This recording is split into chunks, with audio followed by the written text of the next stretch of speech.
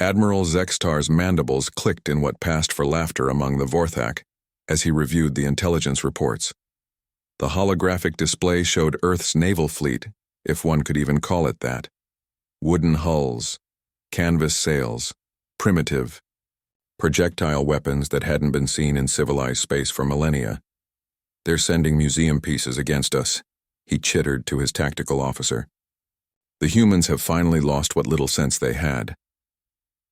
The bridge crew of the inevitable victory shared in their commander's amusement. For 3 cycles, the Galactic Confederation had been locked in brutal warfare with the upstart humans who had somehow stumbled into faster-than-light travel. Every engagement had been a massacre, in favor of the humans. Their strange tactics and impossible technologies had shattered fleet after fleet. But this was desperation. "Sir," the communications officer reported, "the human vessels are requesting parley." "Put them through," Zextar commanded, eager to savor this moment. The main screen flickered to life, revealing a weathered human face beneath an archaic peaked cap. Captain Sarah Mitchell of the HMS Defiance looked every bit as primitive as her vessel, until one looked into her eyes. They held the cold calculation of a predator. "Admiral Zextar, I presume?" Her voice carried the confidence of someone holding all the cards. "I'm Captain Mitchell, commanding the Earth Historical Naval Task Force." "Historical indeed," Zextar sneered. "Have you come to surrender those floating antiques before we blast them to driftwood?" Mitchell's smile was razor-thin. "Actually, I've come to give you one last chance to withdraw. Your ships are impressive, Admiral. Shame they're not going home." The connection cut.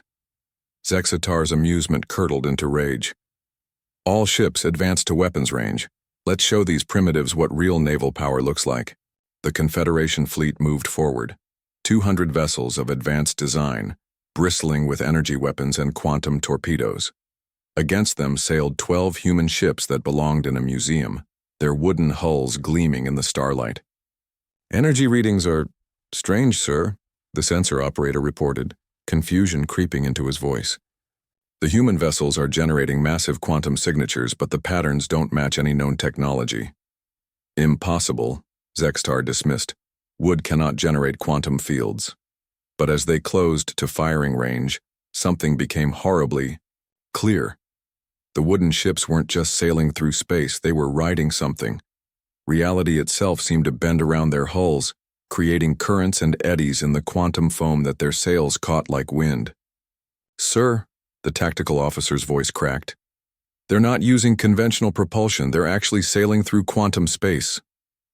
The human vessels suddenly accelerated, their ancient hulls moving with impossible grace as they caught a particularly strong quantum current. They split into 3 formations, moving in patterns that defied both physics and military doctrine. "Open fire," Zextar commanded. Energy beams lanced out from the Confederation fleet, but something was wrong. The beams bent and twisted around, the wooden ships as if the vessels existed in a different dimension.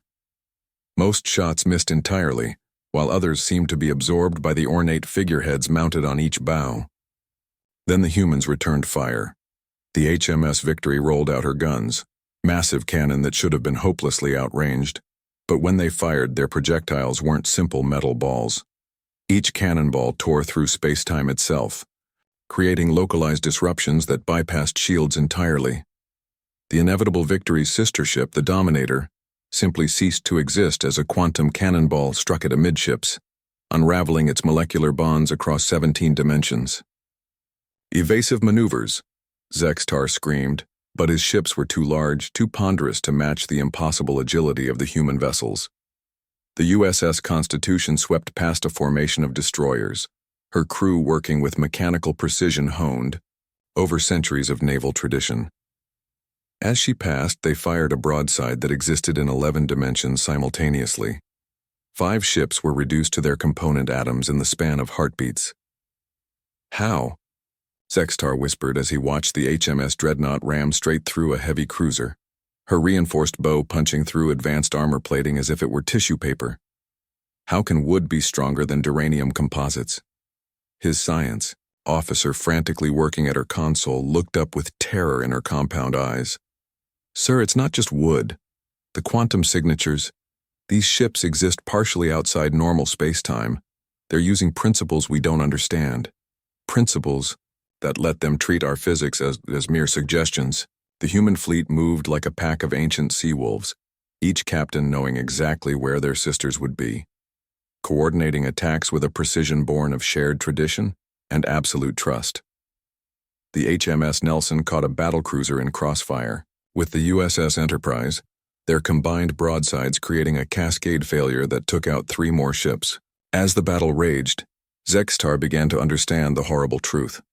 Humanity hadn't built these ships as weapons of war.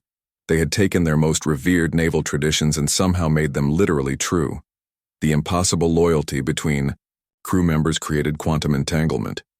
The centuries of naval doctrine had been encoded into the fabric of space-time itself around these vessels. "Admiral," his communications officer called out, "we're receiving a transmission from the human flagship." Captain Mitchell's voice crackled across the channel, calm despite the chaos around her. "Last warning, Admiral. Your fleet is broken. Your ships are scattered. Accept our terms or we finish this." Zextar looked at his displays. Of 200 ships, fewer than 30 remained combat effective. The wooden relics showed barely a scratch, their crews working their guns with the methodical efficiency of machines. What are your terms?" he managed. "Full withdrawal from human space. Prisoner exchange for your survivors. And Admiral?" Mitchell's voice carried the weight of ocean storms. "Tell your superiors that Earth's Navy has been sailing dangerous waters for over 1,000 years. We know how to handle sea monsters." As the surviving Confederation ships limped away, Zextar filed his report with shaking claws. The humans had done the impossible again, but this time they had done it by making the impossible into truth itself. In the depths of space, 12 wooden ships sailed on, their crews already preparing for the next engagement. After all, the sun never set on Earth's Navy, even among the stars.